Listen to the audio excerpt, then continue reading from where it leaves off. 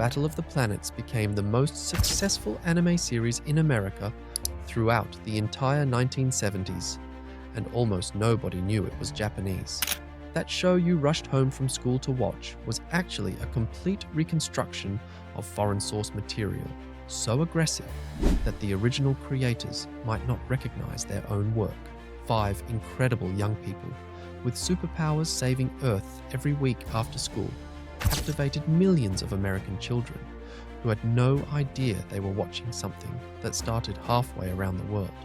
The timeline starts with producer Sandy Frank at MIP TV in April 1977. He discovered the Japanese series Gatchaman during the annual trade show circuit and saw potential in the property, but did not immediately commit to American distribution. The show had aired in Japan from 1972 to 1974, produced by Tatsunoko Productions with a darker tone and more complex narratives than typical American animation. Then everything changed on May 25, 1977, when Star Wars released and grossed over $300 million domestically within its first year. The film phenomenon reshaped entertainment priorities overnight. By summer 1977, Frank had pivoted hard toward acquisition. He secured the rights to Gatchaman and greenlighted the American adaptation, specifically because Star Wars had proven audiences craved space opera narratives. The investment was substantial, but the market opportunity was clear. Science fiction had become the dominant commercial force in entertainment. The new title, Battle of the Planets, was explicitly designed to associate directly with Star Wars in the marketplace. Frank understood that 1977 kids would watch anything with Battle and Planets in the title if the marketing felt contemporary and space age. This was not subtle repositioning. It was calculated commercial strategy built on proven audience appetite. The show would premiere in September 1978, perfectly timed to capture the sustained Star Wars enthusiasm that showed no signs of diminishing. The American writers created something unprecedented in television adaptation. They selected 85 of the 105 total Gatchaman episodes and rewrote everything from absolute scratch without any reference to the original Japanese scripts at all. 20 episodes were deemed completely unusable for American television due to content that could never pass broadcast standards. New plot explanations were created, new character motivations were invented, new dramatic beats were structured differently. The Japanese voice work was completely replaced with American actors delivering entirely new performances that had nothing to do with the original dialogue or emotional intent. The pacing was altered to accommodate commercial break placement, a requirement of American syndication that did not exist in Japan. Each episode needed specific dramatic peaks at precise intervals to keep viewers engaged through advertising blocks. In some cases, the new dialogue had nothing to do with what the animation actually showed on screen, creating intentional narrative misdirection that required creative explanation. Characters would describe events that were not visually occurring, or provide context for actions that made no sense without the original Japanese storyline. The production team authorized new footage to be shot specifically to fill gaps where aggressive editing created continuity problems. These new animated sequences had to match the existing Japanese animation style while serving completely different narrative purposes. This was not adaptation in the traditional sense. It was demolition and architectural reconstruction. Entire story arcs were eliminated. Character relationships were fundamentally altered. The philosophical themes of the original were replaced with simpler, good versus evil dynamics deemed more appropriate for American children. Plot holes appeared everywhere after these aggressive editing decisions cut significant portions of episodes. Scenes that showed characters getting from one location to another were removed. Explanations for why missions were necessary disappeared. Context for villainous motivations evaporated. The solution came through creating an entirely new character to explain away inconsistencies. Seven Zark Seven was a robot who narrated from Center Neptune, a deep sea base that monitored global threats. He was joined by one rover, One, his robotic dog companion, and Susan, a human character who communicated with him remotely but never appeared on screen. Zark performed explanatory voiceovers to bridge cut footage and connect disjointed scenes that no longer made logical sense. He would announce that G-Force had successfully traveled between locations when that footage had been removed. He would explain mission parameters that the edited episode no longer contained. He would provide emotional context for character decisions that seemed arbitrary without their original setup. His design borrowed heavily from Star Wars droids. His appearance was similar to R2-D2, with a cylindrical body and dome head, and his personality operated in the camp style of C-3PO, with nervous energy and constant worry about the team's safety. Every episode opened and closed with Zark in his control room, establishing mission context and framing the episode's stakes. He would brief viewers on the threat of the week, explain why G-Force needed to respond, and later confirm that everyone had survived their dangerous mission. What was meant as a quick technical fix became a recurring anchor point that viewers connected with immediately. Zark segments became beloved enough that producers realized they had accidentally created a breakout character. Children wrote fan letters specifically about the robot. Merchandise featuring Zark sold successfully.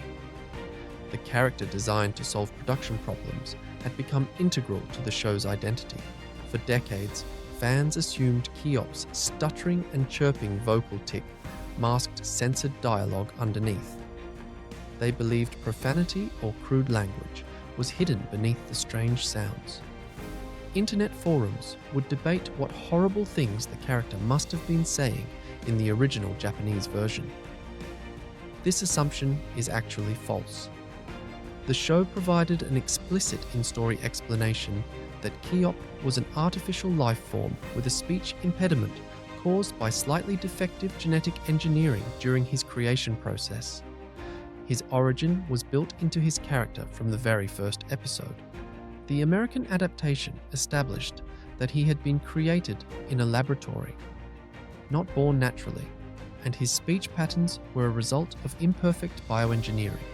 Rather than hiding something offensive through vocal distortion, the American adaptation actually deepened the mythology by making him an android character.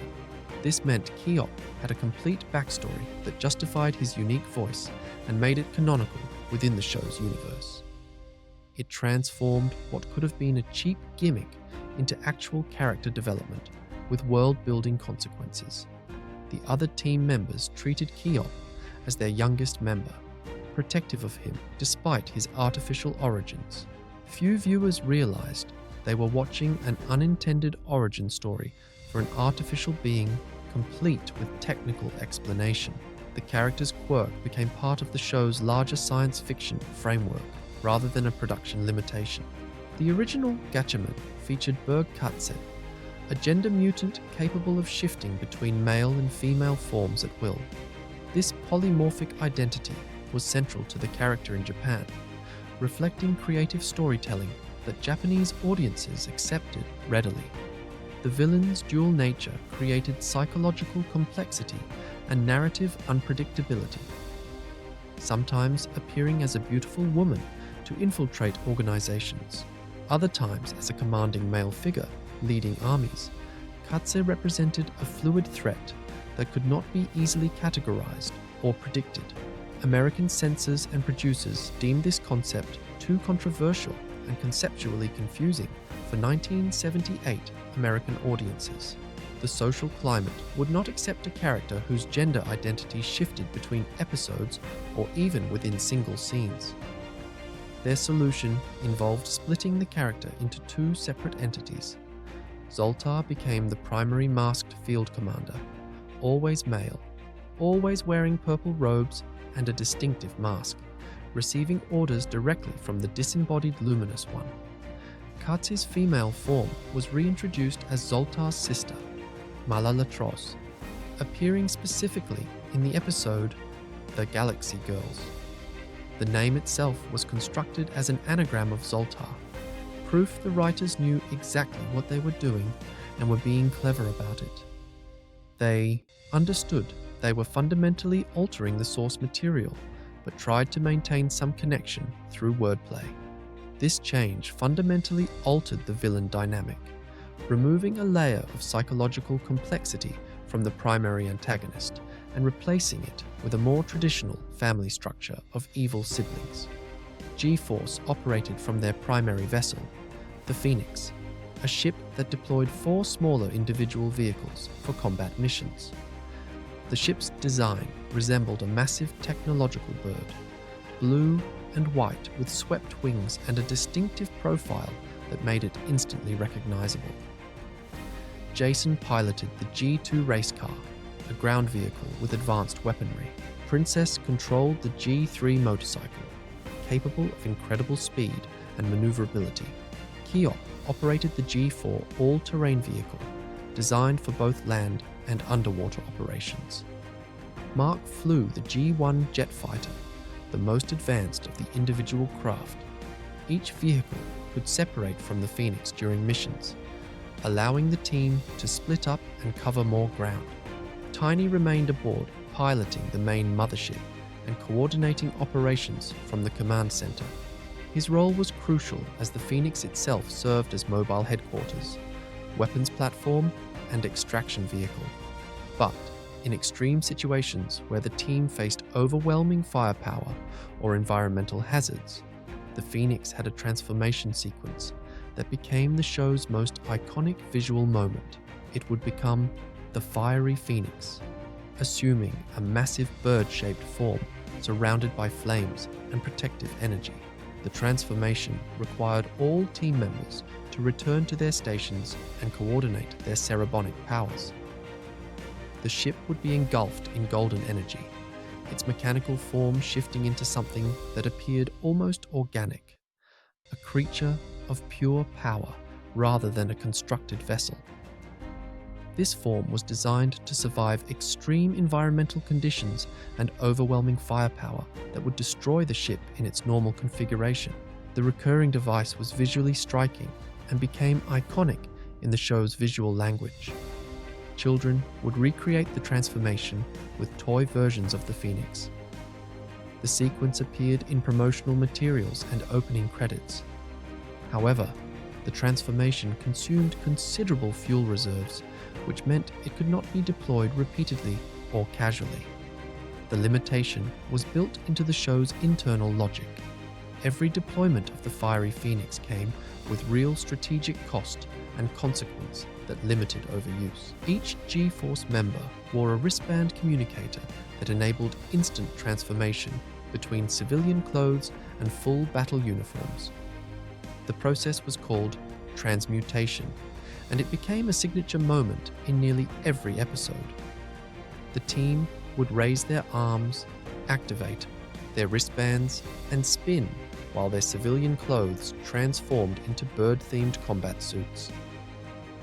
Mark wore white with a cape that resembled wings. Jason dressed in black with a condor motif. Princess appeared in pink with swan styling. Keyop had yellow with an owl design. Tiny wore brown with a pigeon theme.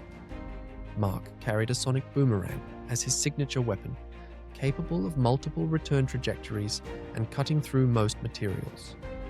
The weapon could be thrown with precise calculation to strike multiple targets before returning to his hand. Jason and Tiny wielded multi-purpose guns that adapted to different tactical situations, firing everything from stun beams to explosive charges. Princess and Keyop used yo-yo bombs that were surprisingly effective against Spectra forces, extending on cables to wrap around enemies or exploding on impact. All team members had capes capable of functioning as parachutes or wingsuits during aerial sequences. These capes were not merely decorative, but essential survival equipment that saved their lives repeatedly when ejecting from damaged vehicles or leaping from great heights. The team also deployed cerebonic powers, a vague telepathic or mental ability that was never precisely defined in dialogue, but implied significant capability beyond physical weapons. These powers were mentioned repeatedly throughout episodes, but rarely shown in concrete detail. Maintaining mystery. The combination of hardware and supernatural ability created an aesthetic that felt genuinely advanced for 1978 audiences watching Saturday morning television. Children debated what cerebonic actually meant. They imagined possessing similar powers. The undefined nature of the ability allowed viewers to project their own interpretations onto the concept. Hoyt Curtin, the composer responsible for the Jetsons, Scooby-Doo, and countless Hanna-Barbera productions, was brought in specifically to rescore entire sequences.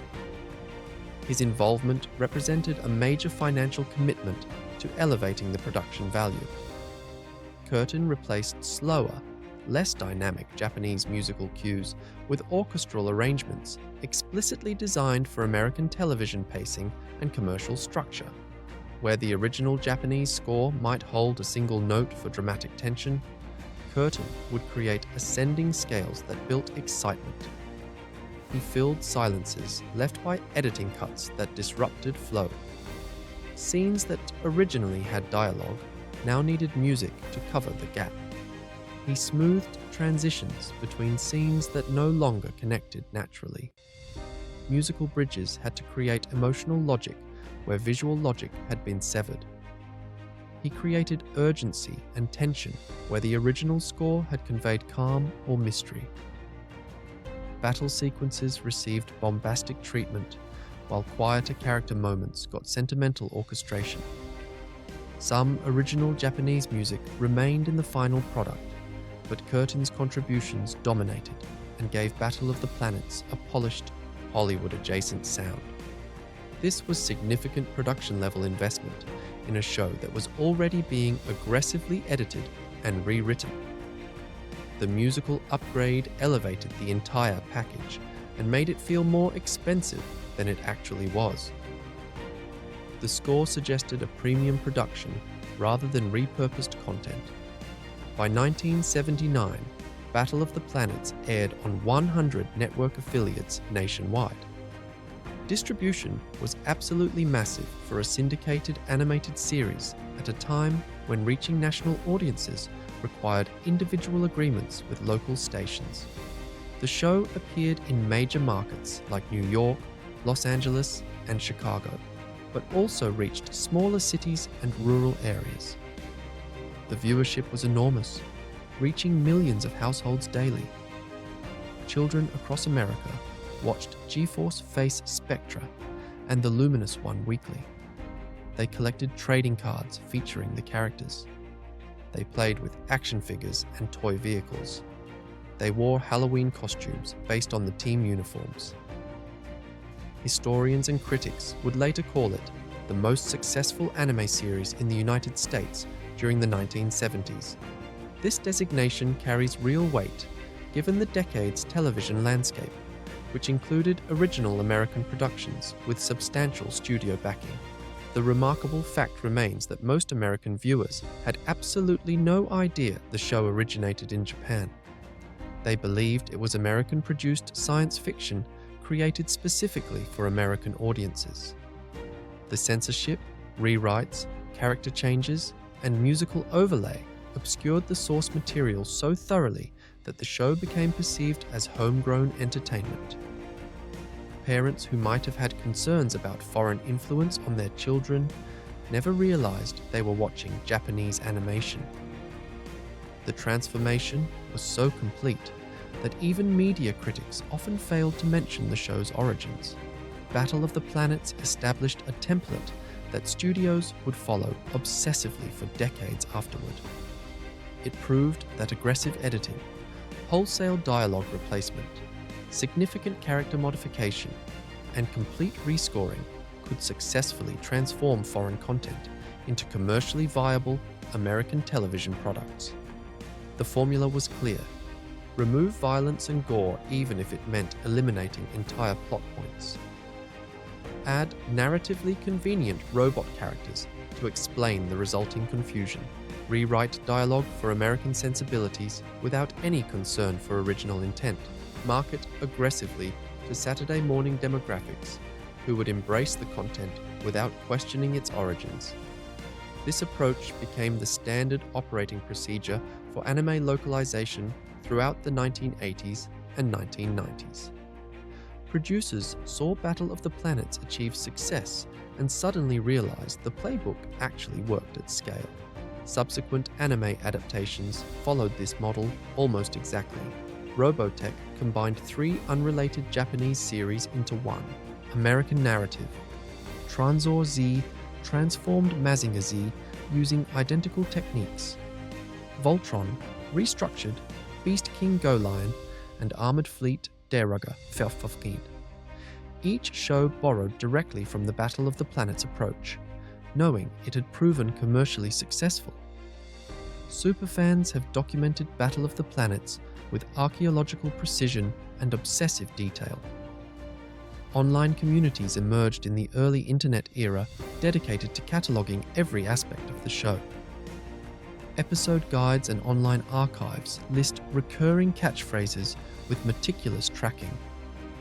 Big Ten was a signature G-Force exclamation used at mission briefings and during team coordination, appearing in 73% of episodes. Transmute signaled transformation sequences and uniform changes, spoken an average of twice per episode. Fiery Phoenix marked critical ship transformation moments, reserved for approximately 1/3 of all episodes. These 3 phrases appear across episodes with measurable frequency that varies by episode and story arc. Early episodes used them more frequently as the writers established series conventions. Later episodes deployed them more strategically once audience familiarity was assumed. The show's iconography became documented in real time by devoted viewers who valued precision. Fan newsletters circulated before the internet, sharing observations and theories. The level of detail suggests how deeply the series embedded itself in the cultural memory of its audience. What started as casual nostalgia transformed into actual documentation and analysis that continues today. The series ran for 85 episodes, each approximately 22 minutes long, broadcast between September 1978 and March 1980. The production schedule was aggressive, with new episodes needed weekly to maintain syndication agreements. The American team worked constantly to maintain the transformation pipeline, converting Japanese footage into American content at industrial speed. Battle of the Planets was not just a show. It was a calculated, aggressive, and ultimately brilliant reconstruction of Japanese source material from the ground up. It became iconic not despite its transformation, but because of it. It defined television for millions of kids across America who carried those memories into adulthood. The wildest stories are not always on screen. They are behind it, in the production offices where decisions reshape entire narratives and create new mythologies from existing foundations.